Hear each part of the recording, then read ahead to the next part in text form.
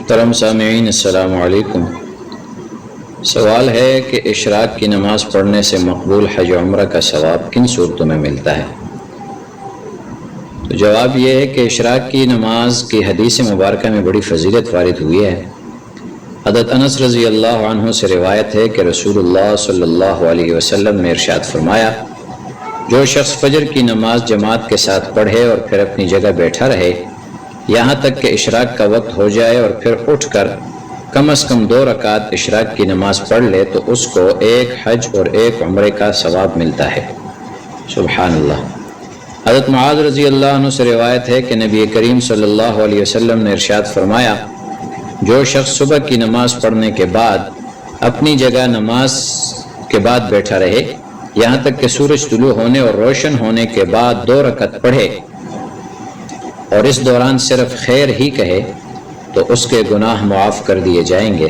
اگرچہ وہ گناہ سمندر کی جھاگ کے برابر ہوں۔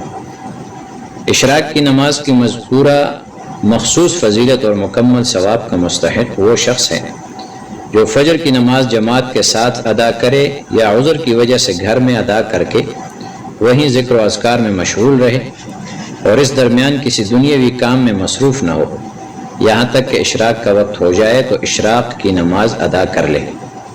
نیز اشراق کی نماز کی فضیلت حاصل کرنے کے لیے فجر کی نماز کے بعد اسی جگہ بیٹھے رہنے کا مطلب یہ ہے کہ وہ اسی جگہ ذکر و اذکار اور نیک کاموں میں مشغول رہے،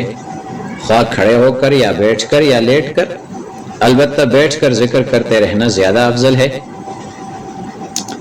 الا یہ کہ وہ کسی اور دینی کام کے لیے وہاں سے کھڑا ہو، مثلا بیت اللہ کے طواف کے لیے یا جنازے کی نماز کے لیے یا قرآن و حدیث کے درس وغیرہ میں حاضر ہونے کے لیے چلا جائے تو اس کے ساتھ یہ فضائل مخصوص ہیں جو کہ حدیث میں وارد ہوئے ہیں۔ ایک اور فضیلت جو عمومی طور پر وارد ہے، اگر کوئی شخص فجر کے بعد کسی دنیاوی کام میں مشغول ہو گیا ہو تو اسے بھی اشراق کی نماز کی فضیلت مل جائے گی، گو وہ مخصوص فضیلت کا وعدہ اس بات میں نہیں ہے۔